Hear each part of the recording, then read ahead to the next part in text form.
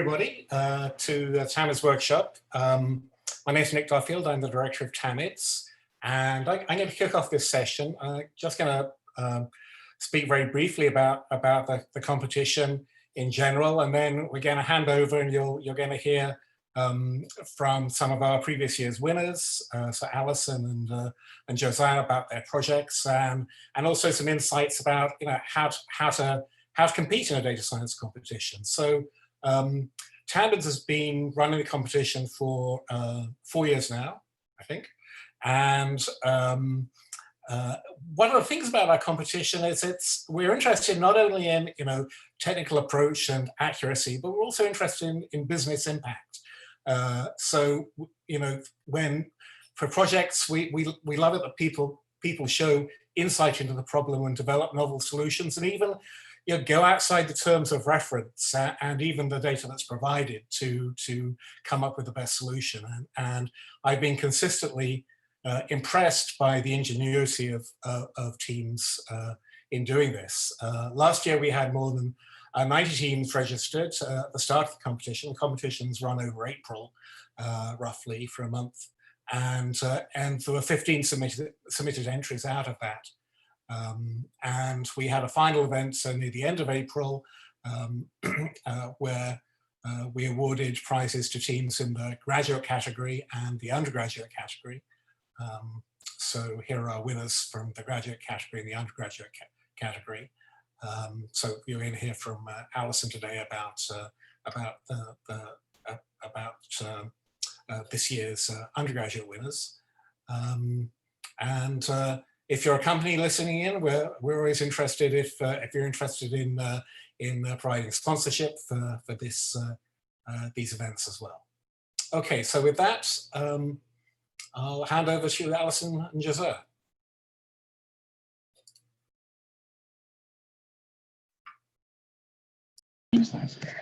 Thank you so much for the intro, Dr. Duffield.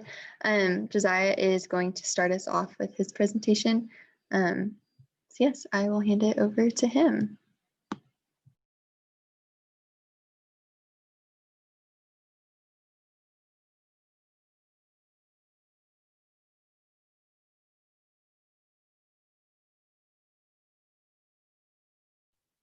Hello. Yeah, thank you, Dr. Duffield, for this opportunity. Welcome everyone to TAMI Datathon. We're all just super excited you're here, and hopefully this will give you a little introduction to what TAMIDS is. Just a slight introduction before I start my formal presentation is that TAMIDS really holds a special place in my heart because really I think without TAMIDS, Datathon wouldn't be here today. My first data science competition was with TAMIDS that I'll be presenting today, and that was the first time I really worked with a team in a similar fashion to what you're doing today to try to create a data science solution for some real world impact. And I just was so excited from just that opportunity, and that the Datathon kind of came out of that. So yeah, as I talk today, just really want to start us off by thanking you, Dr. Duffield, for giving me that opportunity. And yeah, just for all the work you do for A&M and Aggies and just students and researchers around the world. I'm gonna share my screen and start my presentation.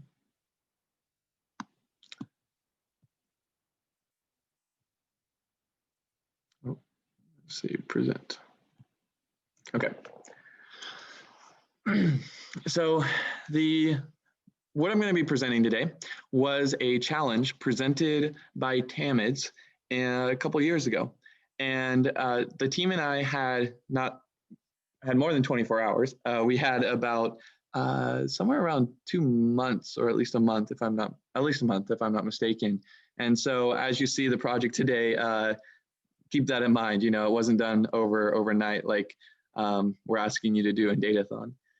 So the problem that was presented to us was very similar from what I've seen to actual data science problems in industry. In classes we're presented with an equation that we need to solve, but in industry, it's just much more general. And we, as data scientists, first need to comprehend the problem and map it to a data science problem. And so the problem statement that was given to us in this challenge was analyze data taken from more than 600,000 bicycle commuter trips made in Los Angeles and develop business solutions for LA Bike Share, a for-profit company in Los Angeles. Okay, first step in a data science process is try to extract what out of this problem statement, what makes this a data science problem. So, okay, well, already I can see it looks like we are given some data. And so start thinking about how can we use this data to answer this question. Just to give you a little bit of hopefully credibility, I guess, to this presentation, I'm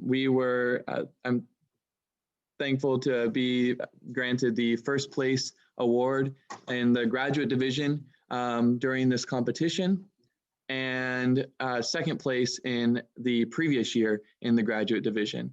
And so the principles I'll be teaching you today helped us win our data science competitions twice in a row. And so hopefully they'll be useful to you as you're competing in the Datathon. So here at the top, you'll see a 8-step process that I'll be going through. And this process was, I took it from a world-leading researcher named Bing Yu at Berkeley University, and she kind of formalized the data science process into these 8 steps. And it really clicked with me when she presented it for the first time, when I heard it for the first time. So I'm going to present how we went about this data science project in the confinements of these 8 steps. So first, you're kind of given this research question, and you saw the actual question that we were given. So when you get a broad question like this, you need to start breaking it down into smaller questions that can be answered with data, right? So in the Datathon, there's some really broad problems. And this is kind of by design. Yeah. So like one of the problems is create a useful for you page for TAMI Datathon.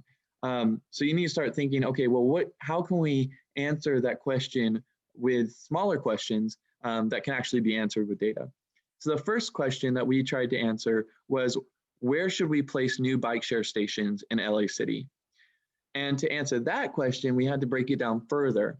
We asked ourselves, how successful are current stations and why? And I have to move this zoom.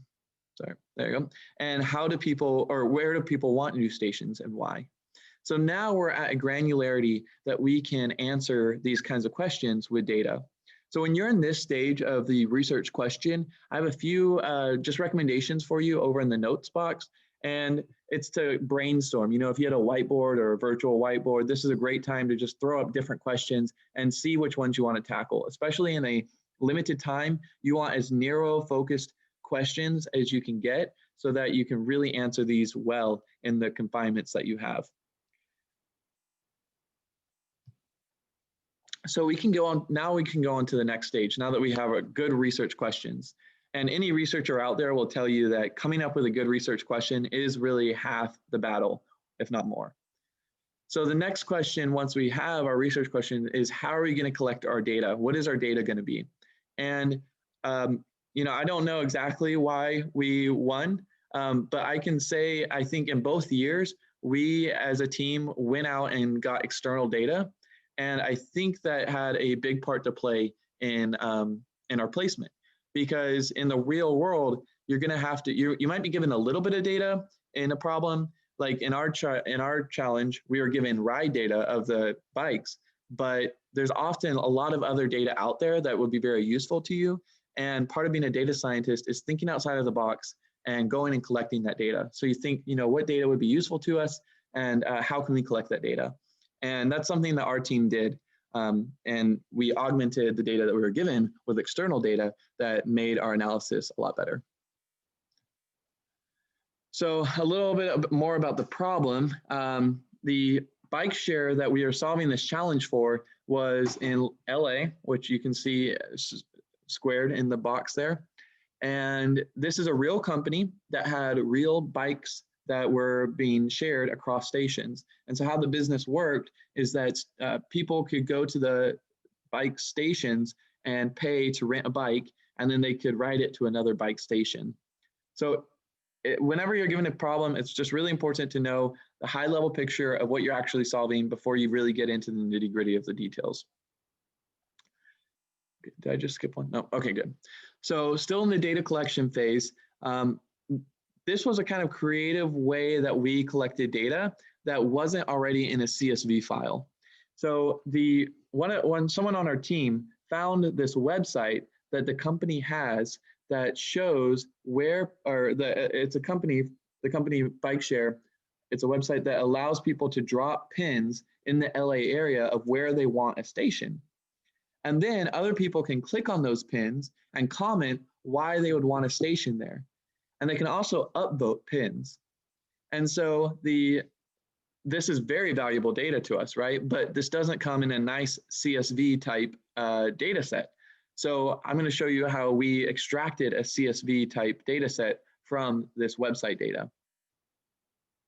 Well, once you click any one of these pins, a box like this pops up that shows comments, which is why the person left a pin there, and then also vote. So people can say, I agree or I disagree.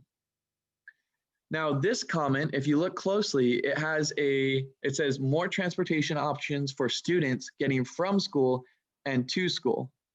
Now think back to one of our questions, which is, where do people want new stations and why? And so as we have that question in our mind, we're thinking, how can we extract useful information out of this comment? And there's a couple keywords in here that would help us answer that question. The keywords are bolded here: student and school. And these words help us start to understand, okay, not only does a person want a station here, but they want it because seems to be students or a school around this area. And can we look at other pins in this area and see if this is kind of a reoccurring theme, right? So we could click on all the little pins, but we're data scientists, and there's got to be a better way to do that. I'll come back to this, I guess, a little bit more later. Once we're past the data collection phase, I guess I'll just mention on this. So what we did is I pretty much just wrote a small JavaScript that went through and pretty much clicked every pin and downloaded all this page that you're seeing. So now we have not a CSV per se, but we have a data set of the lat/lon of the pins and the comments that were left. So next I'm going to talk about how you go about cleaning that data. In the data cleaning stage, you have to answer questions like, how do I fill in missing values? How do I format my data? You have to do some feature engineering, which is extracting useful features out of data that you have. So these comments are useful to a human, but they're not super useful to a computer yet. So I'm going to talk about how you do feature engineering, which is extracting useful features out of just like raw text like this.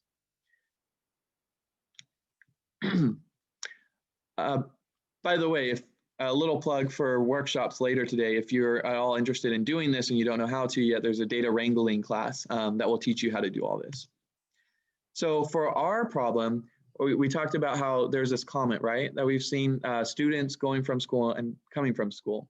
So, and especially in a small datathon, you don't want to reinvent the wheel.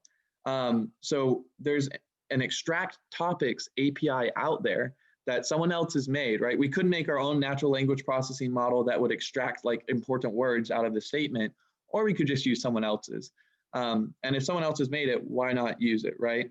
So we used this extract topics API and gave it all of our comments, and it extracted the important words out of this free text, just like magic, just what we wanted. So now we did our feature engineering. So now we actually have a data set that is starting to look useful to us. We have the time that someone left a comment, the time that someone left the pin, the lat and lon of the pin, and then specific topics that were included in that pin. Now let's talk about data visualization. This is one of the most important parts of the data science process. It should happen pretty early in your data science process because it's when you really start to understand your data. For us, remember, one of the data sets we were given are those 600,000 bike trips that happened in the LA Metro Bike Share area.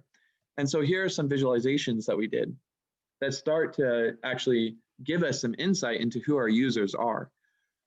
So if you look here on it's my left, the heat map, which has the title, Our Riders, Our Commuters. What the heat map is showing is on the x-axis, you have the hour of the day, right, 0 to 24. And along the y-axis, you have weekday, Sunday through Monday.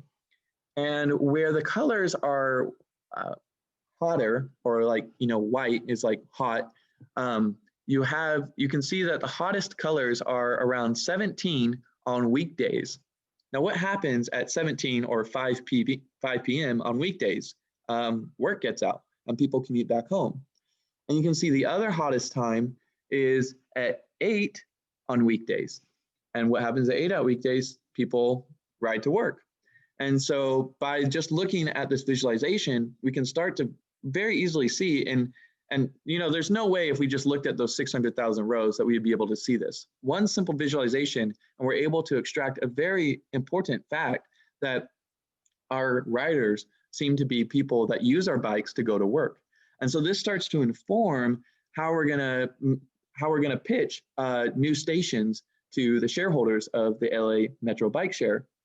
We're gonna tell them, have in mind your users being working people. The next graph over here shows the trends of usage over the weeks and the number of trips. Sorry, I need some water.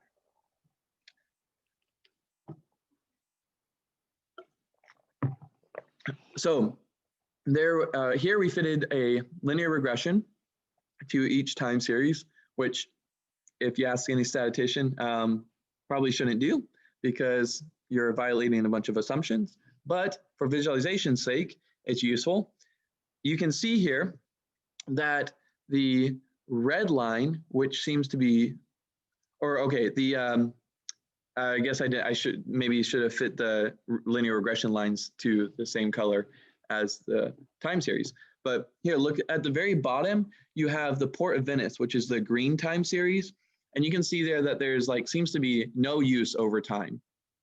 So if we were putting new stations out, we might say, Port of Venice, it's not exploding. You don't seem to get much usage there anyways. I wouldn't put new bike stations there. But look at the orange time series. Not only is that usage low, but it actually seems to be decreasing. So for this station, I would very seriously consider why this is decreasing, this area, Pasadena, and maybe consider, extra marketing efforts there, or at least just don't put more stations there, right?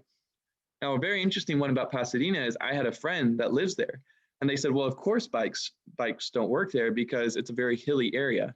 Now, I wouldn't know that, and the data wouldn't really say that. But that's, again, why just taking a step back and thinking big picture can really help give us some more meta insight. And sure enough, actually, shortly after we published these results, it was released that Pasadena, the mayor of Pasadena declared that they were terminating the bike share program. Next, you have Venice. Now, Venice, it doesn't have as much usage as downtown LA, but it seems to be up and coming. So I would think about putting new stations there. And the obvious one here is downtown LA. It is popping, it is busy, and it seems to be continually growing. So I'd definitely consider putting new stations there. Again, another plug for our workshop. If you're interested in data visualization techniques like this, there's going to be a data visualization workshop later today. Here's just a little bit more visualization of the just population density and median age census data that we got online. Again, this was not provided to us. We found it online and used it to inform, again, the stakeholders, because stakeholders can see, okay, these are very dense areas. We would probably be more likely want to put bikes stations in these areas. Now, remember those topics we extracted? This is a very useful visualization of those topics. Remember, one of our questions at the very beginning was not only where do people want new stations, but why? That why is very important to the business people, for them to know, who are our business, who are our users, for marketing, and for them to reach out to these users and really to be able to connect with their users more. They need to know who is using their service. And so here is a word cloud, which the bigger words represent more commonly mentioned topics. So when people request new stations, it seems that they mostly request them because they mostly request stations are next to an expo line, which is like a expo line is like a metro. But you can see some other important topics to people in downtown or in LA is like Koreatown and UCLA and bus stops and cycle paths and neighborhoods. And so these are things we need to start thinking about when we're placing new stations. In all your visualizations, you see what I hope I'm doing for you is not only saying here's a visualization, but also interpreting it at a very applied level so that business people or people that don't really identify as like data scientists can extract meaning out of our work and out of our visualizations. Here is a visualization of a heat map of the original comments. I think, nope, okay. So back here, see, this is all the stations that people left.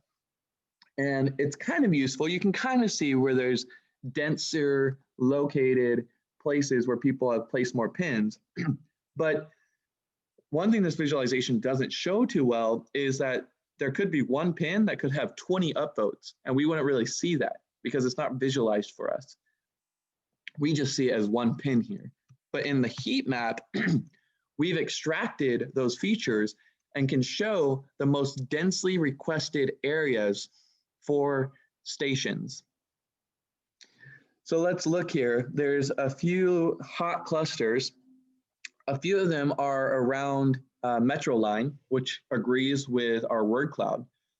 But I want you to take a close look at Culver City, which isn't next to any Metro line, but it's hot, right?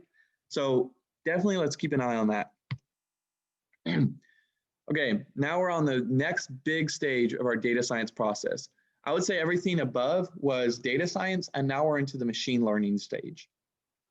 So once we've done our visualizations and feel like we really understand our data, we can start to fit models to our data. There's a lot of different kind of models. And again, I'm going to plug our workshops. We're going to be giving an intro to neural networks workshop later today. And also, if you're interested in decision trees, that will be in our ML applied class.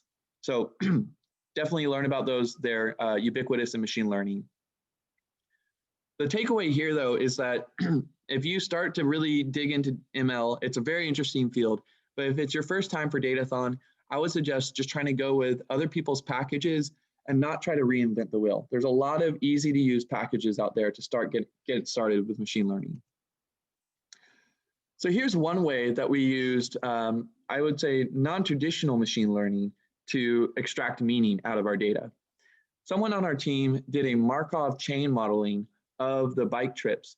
So if you can think of all the bike stations in LA, they create a graph, right? They create a graph where every row in the data set shows what station the bike left and what station the bike entered. And so each station is a node in the graph, and each trip is a directed edge in that graph. And you can create a densely connected graph out of all of the stations in LA, and then you can weight each directed edge by the number of trips along that edge. Once you have this graph representation of your problem, you can run a Markov chain modeling process over that graph to extract what's called like a steady state distribution over all your stations.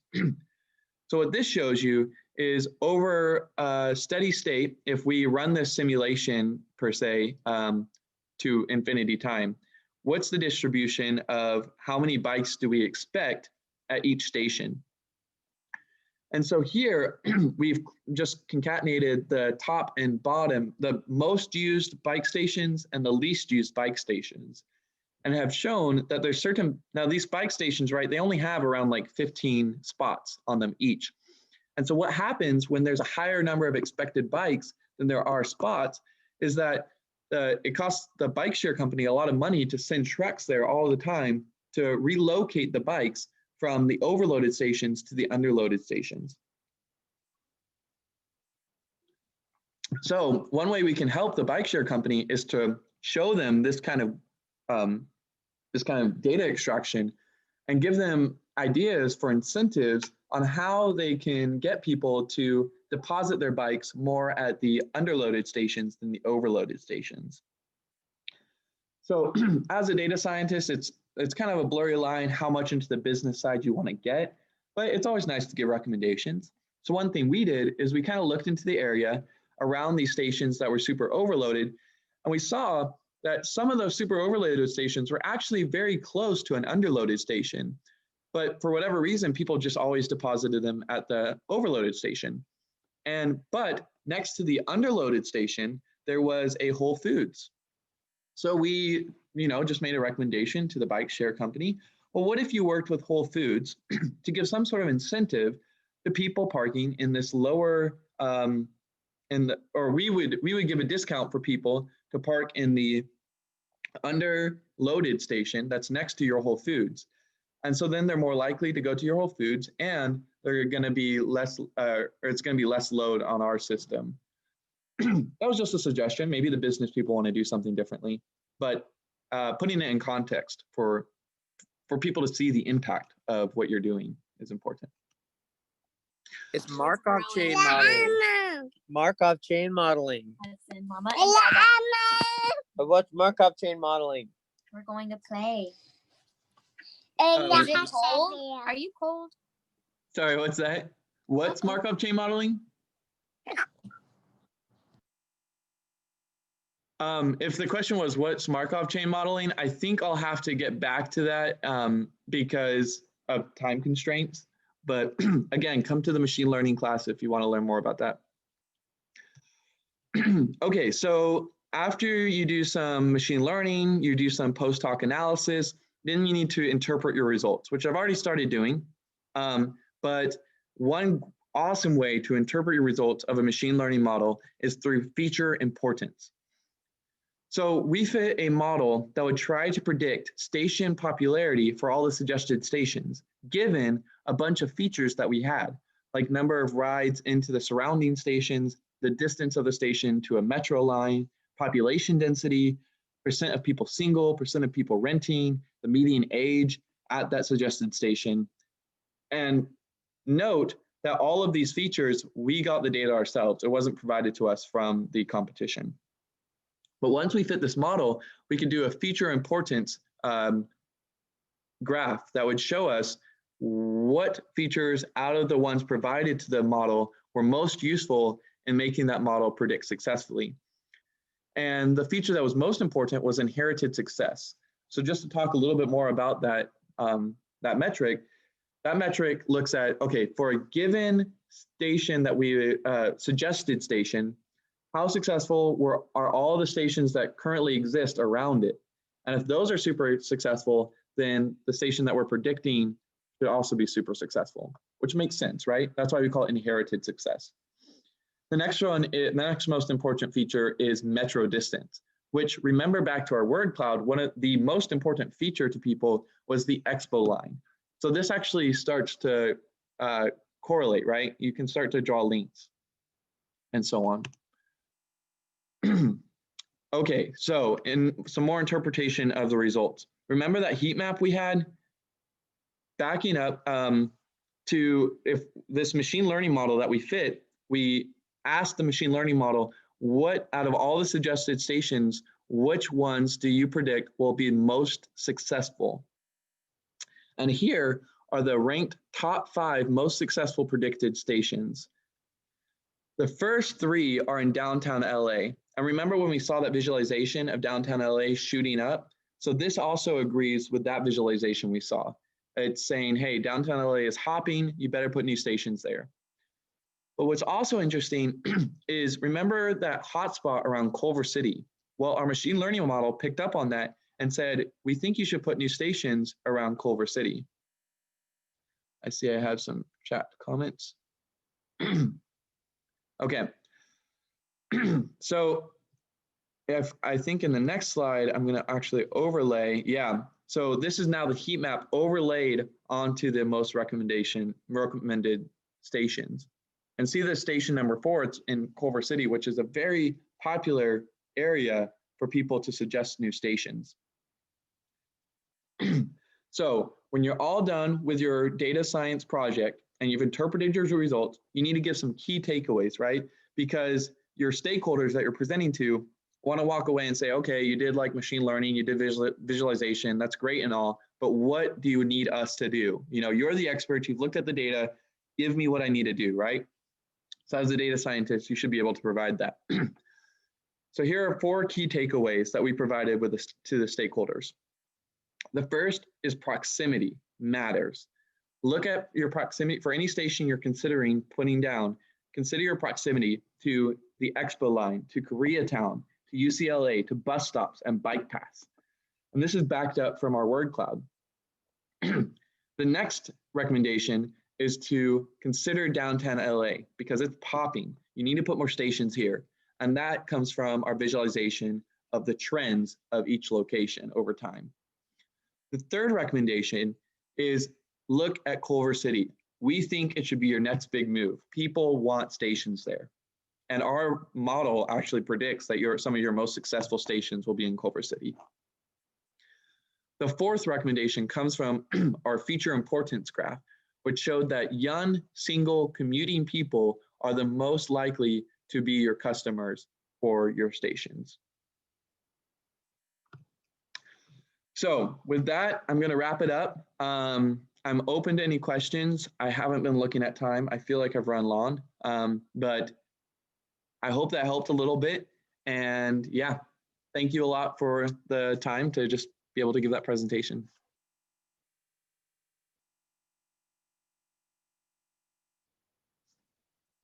Anyone have any questions?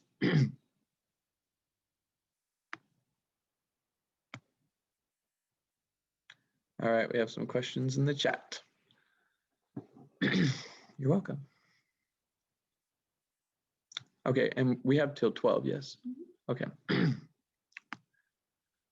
The first question was, how do you determine the importance of features? Or in other words, how did you plot the bar chart of the feature importance? Okay, great question. Feature importance in the applied data science or applied machine learning workshop today, we'll be talking about that. Also if you really want a deep dive into feature importance and related topics that are very interesting, go to the model importance workshop tomorrow after you submit your project. But I'll just say a little bit about how these features are extracted. It depends on what machine learning model you use, but a lot of machine learning models, well, some machine learning models will give you feature importance. And how that works, I think we used decision trees or random forests here, which I talked about in the applied machine learning class today. And the decision tree, I don't really have time to go into it right now, but it pretty much creates if you were to create a decision tree about how to make a decision about how to what to do today, you would ask yourself a bunch of yes/no questions. And a decision tree for data science is kind of similar in that it asks your data a bunch of questions about the features to try to classify the target, which in our case was the station popularity. And based on which features show up at the top of the decision tree, those end up being the most important features for that prediction, because the first question you ask is going to be the most important question you ask. So practically in code, it's very simple. Once you fit a model with sklearn, you just do dot feature importances and you get this graph. but that's kind of a little bit more of the theory behind it. Again, we'll get more into it during the machine learning class. Great question. All right, well, I'm going to pass it over to Ali, who has another amazing presentation for you about how she won the TAMIDS competition this year. Here you go, Ali. All right, hi everybody. I'm going to stop sharing real quick while I switch over to my presentation.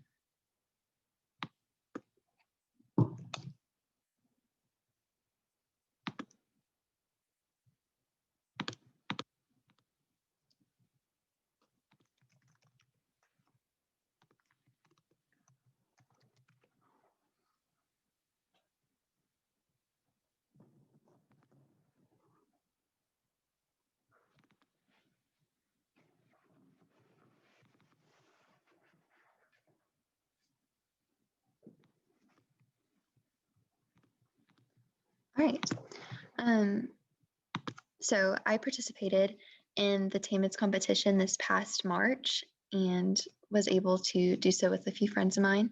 And I want to go ahead and show our summary video that we put together. That was what we were judged on in our final presentation. It's about a 6-minute video, and it just gives kind of a good summary of what we were expected to do in this challenge, as well as a little bit on what we actually implemented. And then after I show the video, I will take y'all through my collab and talk a little more in depth about some of the decisions that we made, and some of the strategies that we used. So first, I will play this video for you. In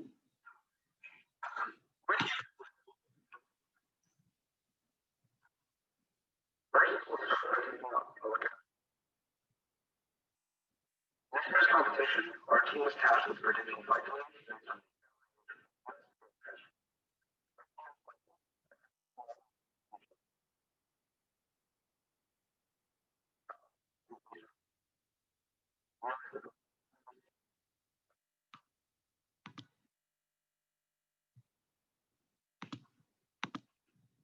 Sorry, I realized the computer audio wasn't working well. Let me retry that.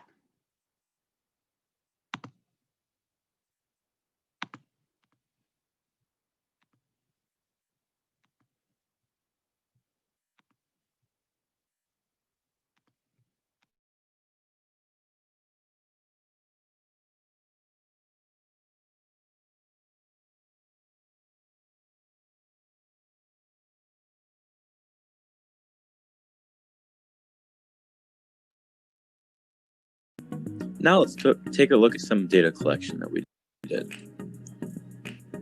Here we can see the different sections of data related to flight delays in airports that we were given, as well as some externally acquired data that we used for better identification of said airports.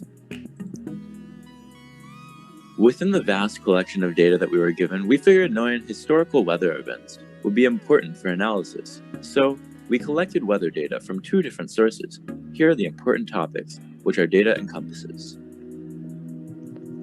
When it comes to cleaning, we started off by merging 2 data sets from the columns airport and IATA code. After doing so, we checked to see if there were any airports from the data set provided by the TAMIDS competition that were discarded in the merge.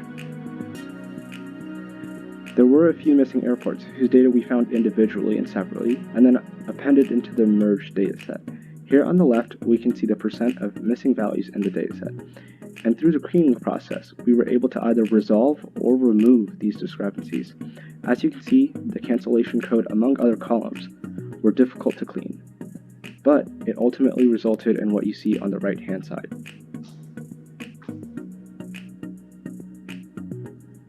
Next, let's look at the data exploration. So for each of our different columns, we decided to produce 2 graphs. The first graph was a graph of the distribution of the column's values. The second was a graph relating that column to the mean departure delay for that column. So if we go through and look at our different distributions, you can tell that while the distributions of each column are not that different, there is some significant relationships between the columns and the mean departure delay.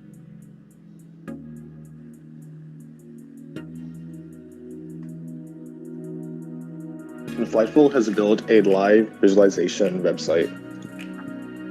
And so we encourage the people watching, either now or during the judging period, to try it for themselves. Now I'll start a demo. Our aim is to allow airlines to quickly see how efficient certain states, routes, and airports are. And so as I flip through random carriers, you can see the map updating on the right. And if I were to select, say, United, I could start messing around with the different metrics, those being states, airports, and routes. And for instance, let me try and find the most efficient routes, so the ones with the least delay. As we can see, the Hawaiian routes are rather efficient, and the state has a dark blue outline. If I try the opposite and try to find states with the most delay, we can quickly see that there's a large concentration of high delay routes in the New Jersey area. And once again, if the state overlays are displayed, we can see that there's a strong red color in this area. And so that was one quick example, but using our visualization, we can answer many questions that airlines have. And so once again, here is the link, and we encourage you all to visit and play around with it. All right, now for the data modeling. Our model of choice was random forest. Random forest implies that there are a large number of individual decision trees that operate as an ensemble. And so for each decision tree, you train it on a different data sample. And in order for a random forest to perform well, you need there to be some actual signal in your features so that the models built using those features can do better than random guessing. And you also want the predictions made by the individual trees to have low correlations with each other. And in order to do this, it's important to make sure that you pick variables that have low correlation with each other. So if we take a look at variable selection, that we decided to produce a correlation plot first, just to try to get an overview as to what relationships the columns have with each other. And you can see that there's strong correlation along the diagonal, and that's just because those are the intersection of the two columns that are the same, and a couple of different clusters of strong correlation as well, but most of these are with columns that are very related to each other in their definition. So different types of departure delays, different types of arrival delays, and things that are based off of each other. But aside from those, there's not a ton of strong correlation between features in the data. So the first model that we decided to do was built off of arrival delay. And we did a random forest regression model, choosing the features destination state, departure time, departure delay, taxi, wheels off, and arrival time and arrival delay. Those features were chosen based off of just pulling the correlation for the column arrival delay. Then our score for that model was 0.6373, which doing cross-validation kind of confirmed that it was in the middle of our range, and you can see our most important features listed below. It's important to note here that arrival delay was based straight off of what departure delay was. There was such a high correlation between those two, and so seeing this, we decided that if we couldn't really predict arrival delay without predicting departure delay, then that wouldn't be significant. So then we moved to modeling departure delay, and we built a model based off of the similar features, though in our feature selection here, we decided that we weren't going to discard anything that would be collected after departure. So we weren't going to include any information about the arrival and predicting the departure delay. And our score here was very low and did not do super well. And I think this is because none of the features were super strong signals in predicting departure delay. And so seeing that this wasn't a great model, we then turned to see if we could do some kind of classification. And there is a variable that in the data set, which is a binary variable, 1 if the departure delay was greater than 15 minutes and 0 if it was less. And so tried to fit a random forest classifier to this, and as well did not have much success even in cross-validating.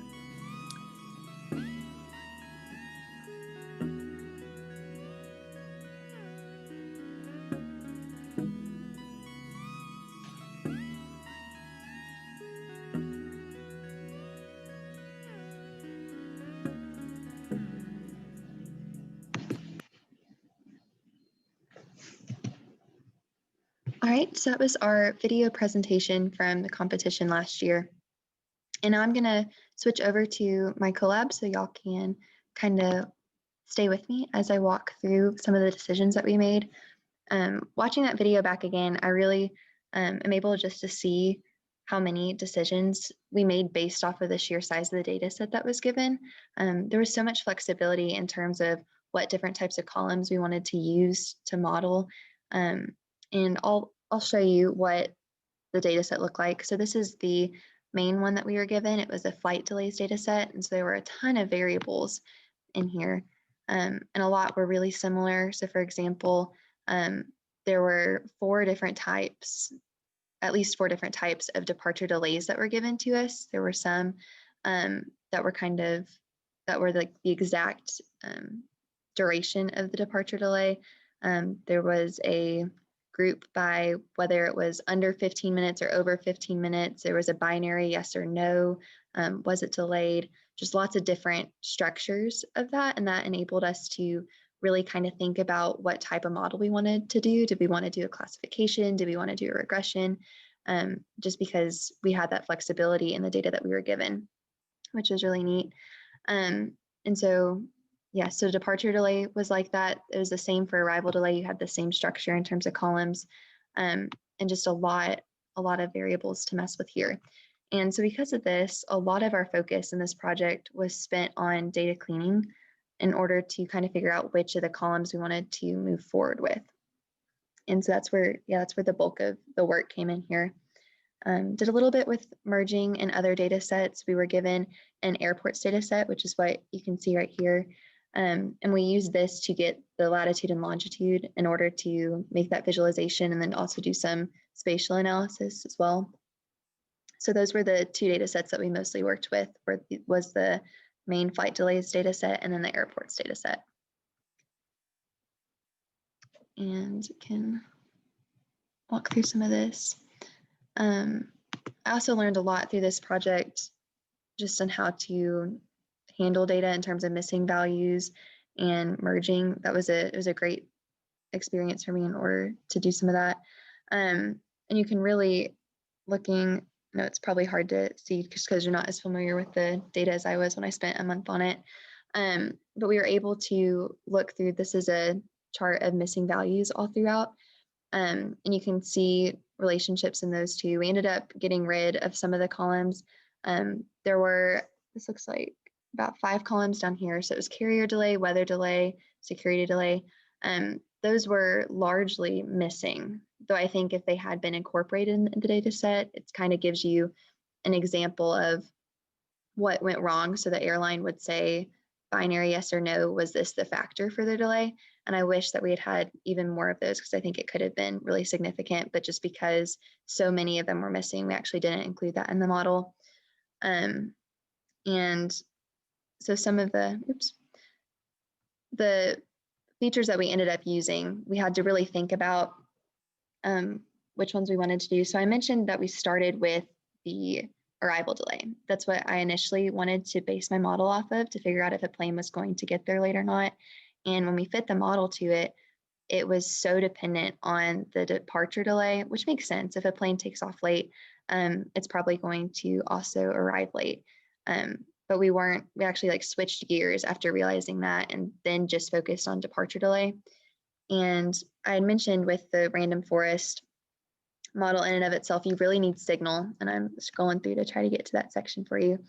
But if you look at this correlation chart, like I had mentioned, you can see that there's correlation along the diagonal.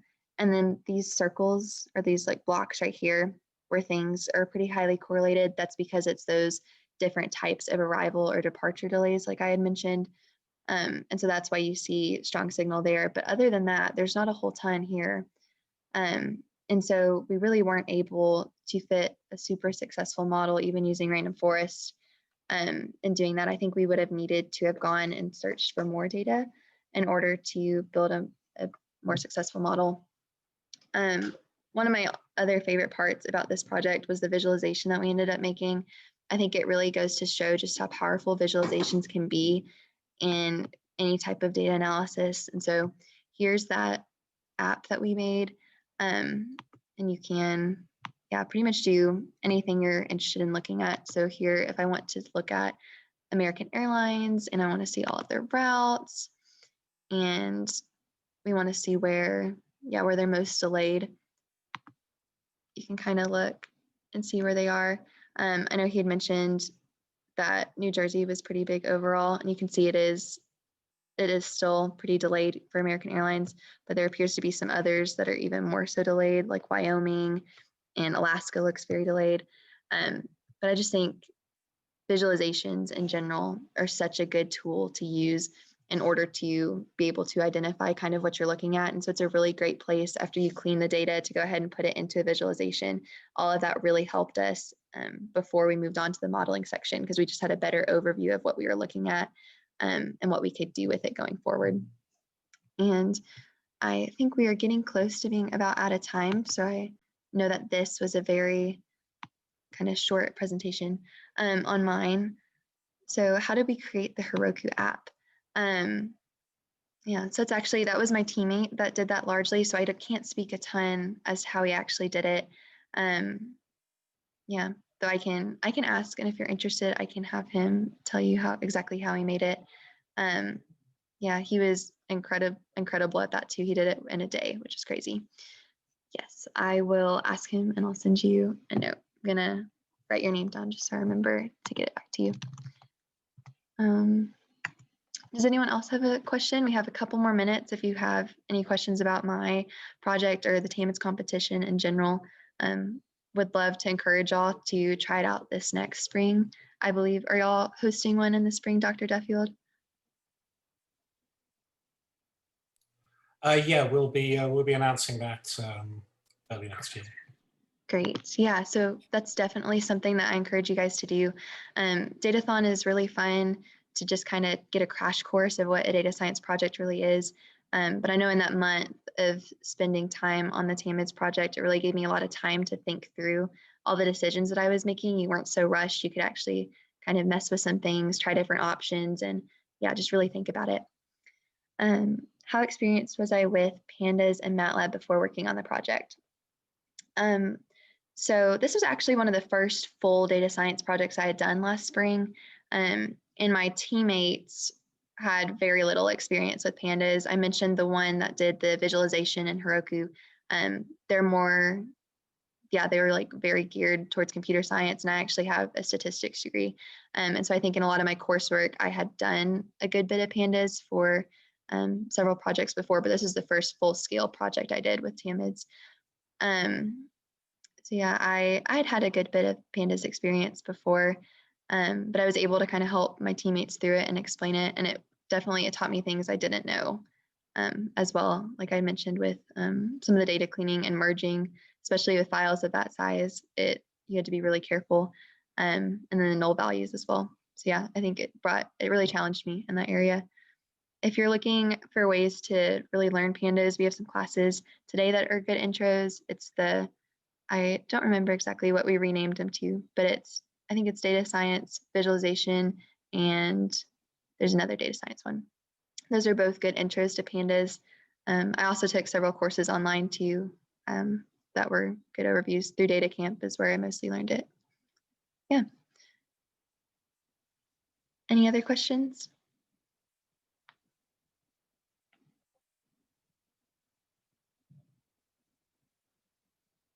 All right, well, if y'all have questions about TAMIDS or anything else, you can put them in the chat in Discord, or you can also ask Josiah and I too, and we'll be happy to answer anything. But thank y'all so much for coming, and you should really check out TAMIDS in the spring. Yeah, thanks, Josiah. Some great presentations and great work all around with Datathon. I really appreciate what you've done there. Thank you so much. You'll have a good rest of your day. Okay, bye.